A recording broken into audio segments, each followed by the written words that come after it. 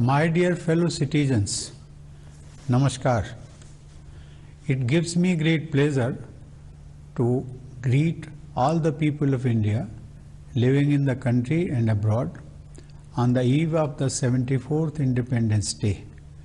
August 15 fills us with the excitement of unfurling the tricolor, taking part in celebrations and listening to patriotic songs. On this day, the youth of India should feel the special pride of being citizens of a free nation. We gratefully remember our freedom fighters and martyrs whose sacrifices have enabled us to live in an independent nation. The ethos of our freedom struggle forms the foundation of modern India. Our visionary leaders brought together a diversity of worldviews to forge a common national spirit. They were committed to the cause of liberating Bharat Mata from oppressive foreign rule and securing the future of our children. Their thoughts and actions shaped the identity of India as a modern nation. We are fortunate that Mahatma Gandhi became the guiding light of our freedom movement.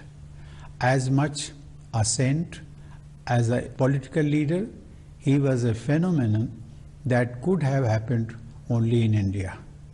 Troubled by social strife, economic problems, and climate change, the world seeks relief in Gandhiji's teachings. His quest for equality and justice is the mantra for our republic. I am glad to see the younger generations rediscover Gandhiji. Dear fellow citizens, the celebrations of Independence Day this year will be rather restrained.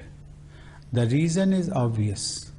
The whole world confronts a deadly virus which has disrupted all activities and taken a huge toll. It has altered the world we lived in before the pandemic.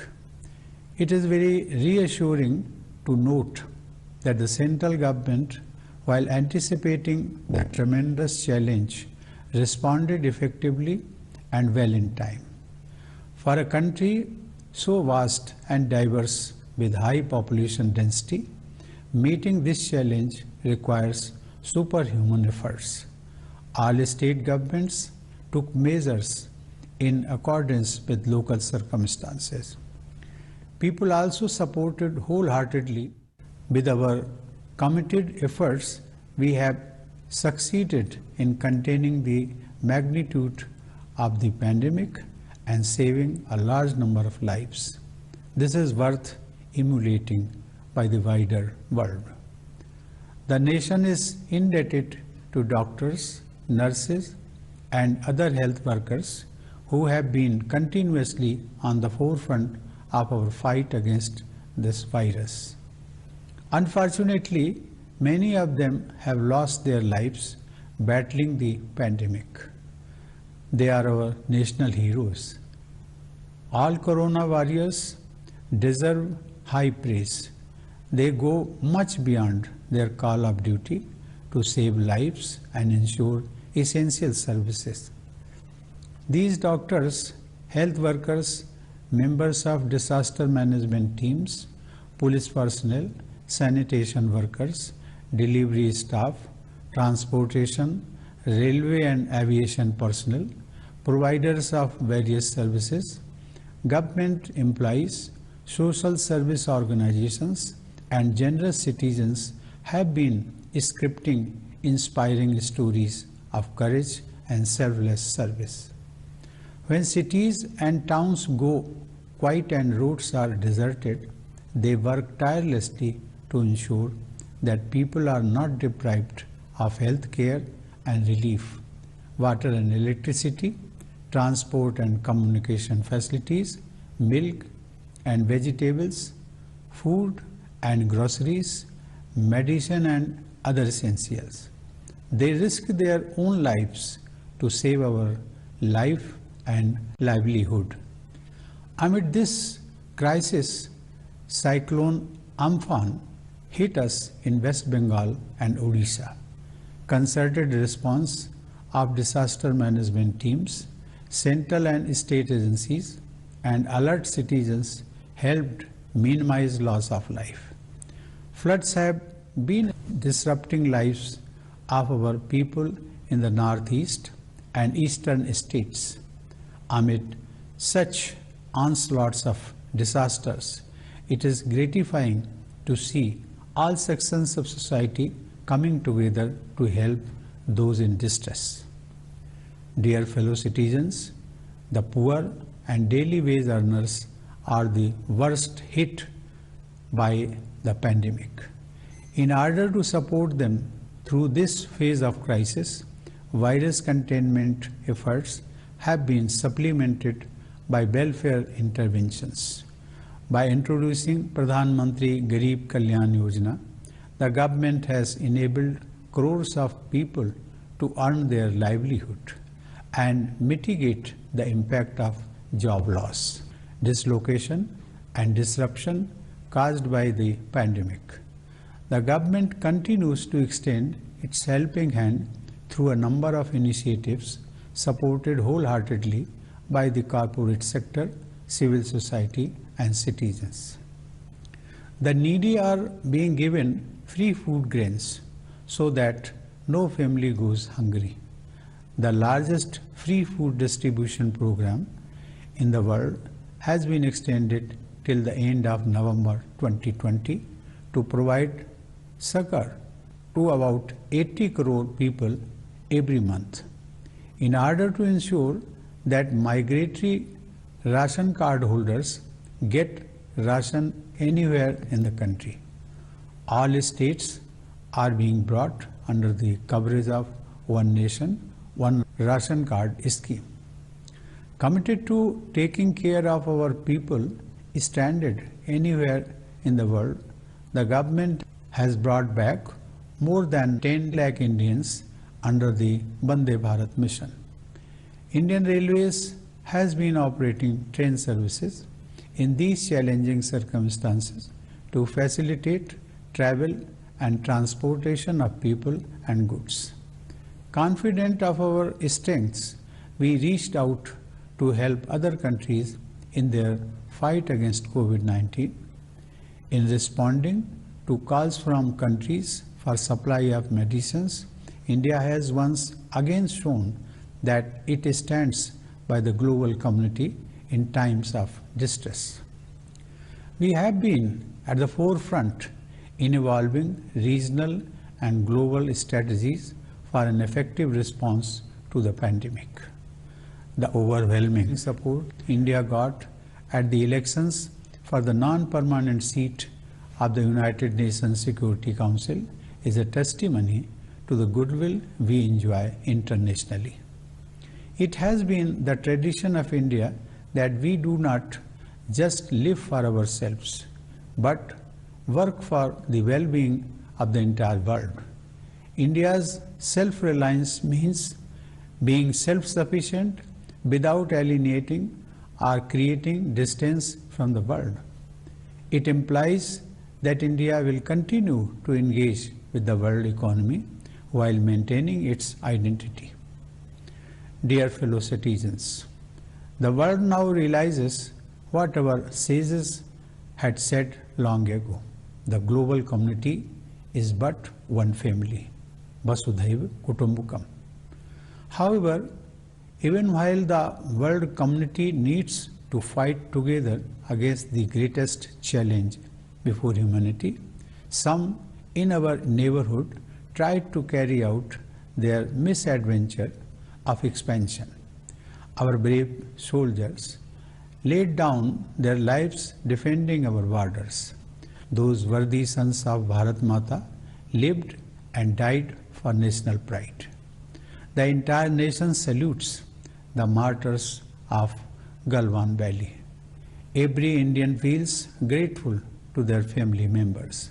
Their bravery in combat has demonstrated that while we believe in peace, we are also capable of giving a befitting response to any attempt of aggression.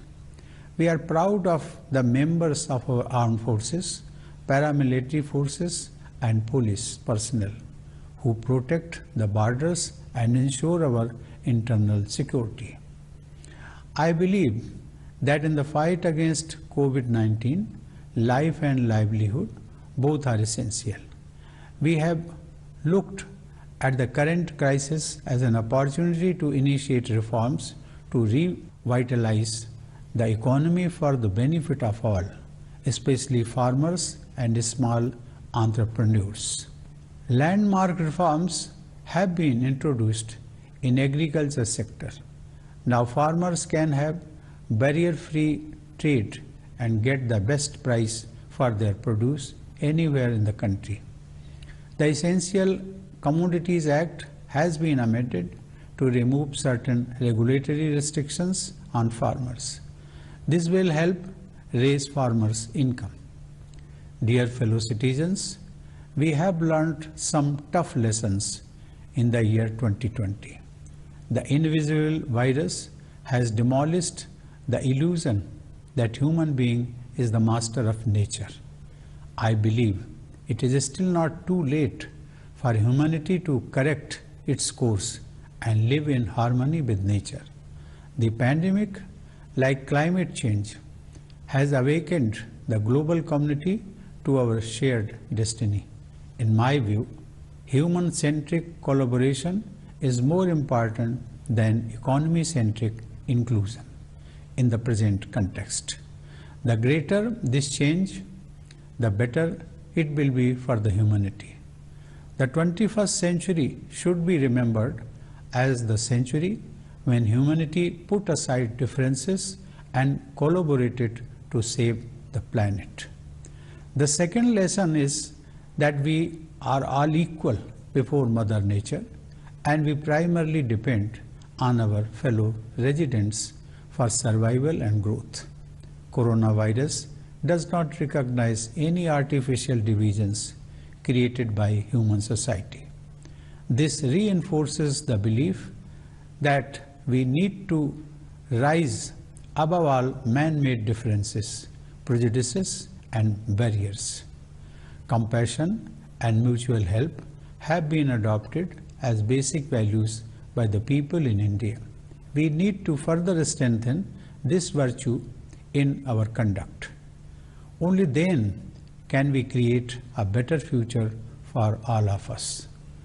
The third lesson is about augmenting health infrastructure. Public hospitals and laboratories have been leading the fight against COVID-19. Public health services have helped the poor cope with the pandemic. In view of this, public health infrastructure needs to be expanded and strengthened. The fourth lesson relates to science and technology. The pandemic has highlighted the need to accelerate developments in science and technology.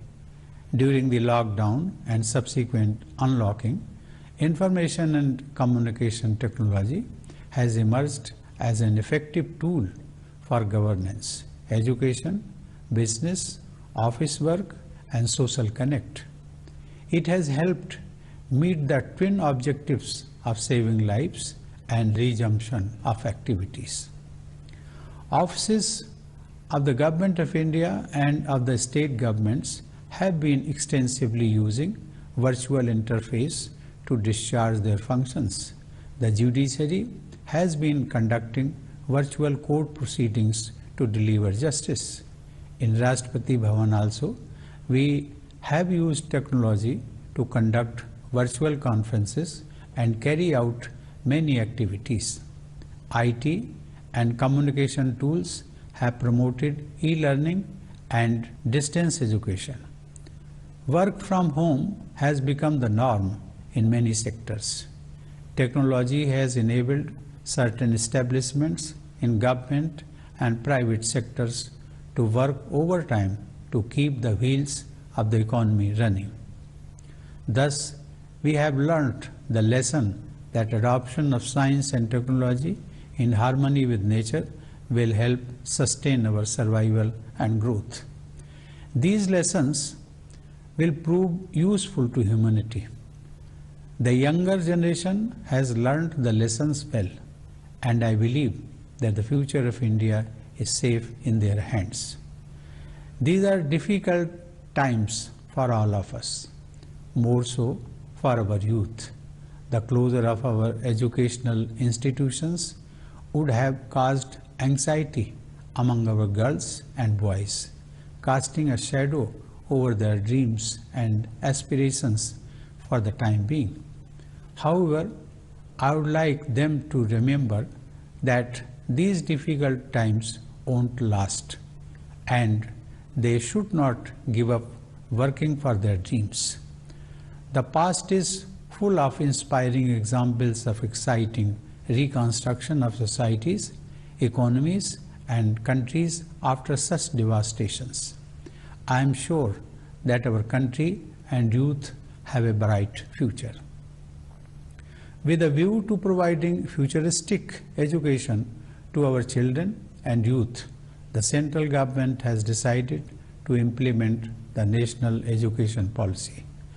I am confident that with the implementation of this policy, a new quality education system will be developed, and this will transform the future challenges into opportunities, paving the way for a new India.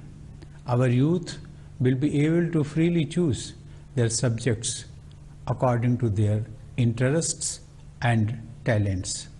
They would have an opportunity to realize their potential. Our future generations will not only be able to get employment on the strength of such abilities, but will also create employment opportunities for others. The National Education Policy spells a long-term vision with far-reaching impact. It will strengthen the culture of inclusion, innovation, and institution in the sphere of education. Imparting education in the mother tongue has been given emphasis in order to help young minds grow spontaneously. This will strengthen Indian languages as well as the unity of the country. Youth empowerment is essential for building a strong nation. The National Education Policy is a right step in this direction. My dear fellow citizens, only 10 days ago, construction of the temple at Sri Ram Janmabhoomi began in Ayodhya. It was indeed a moment of pride for all. People of the country maintained restraint and patience for a long time and reposed unflinching trust in the judicial system. The issue of Ram Janmabhoomi was resolved through judicial process. All concerned parties and the people respectfully accepted the verdict of the Supreme Court and displayed before the world Indian ethos of peace, non-violence, love and harmony. I congratulate all fellow citizens for their commendable conduct. Dear fellow citizens, when India won freedom, many predicted that our experiment with democracy will not last long. They saw our ancient traditions and rich diversity as hurdles in democratization of our polity. But we have always nurtured them as our strengths that make the largest democracy in the world so vibrant. India has to continue playing its leading role for the betterment of humanity. The patience and wisdom being demonstrated by all of you in coping with the pandemic has been appreciated all over the world. I am confident that you will continue to maintain caution and act responsibly. We have a lot to offer to the global community, especially for intellectual and spiritual enrichment and promotion of world peace. With this spirit, I offer a prayer for the well-being of one and all. सर्वे भवन्तु सुखिनः, सर्वे सन्तु निरामयाः, सर्वे भद्राणि पश्यन्तु, मा कश्चित् दुःखभाग् भवेत्. It means, may all be happy, may all be free from illness, may all see what is auspicious, may no one come to grief. The message of this prayer for universal well-being is India's unique gift to humanity. I once again congratulate you on the eve of 74th Independence Day. I wish you good health and a bright future. Thank you. Jai Hind.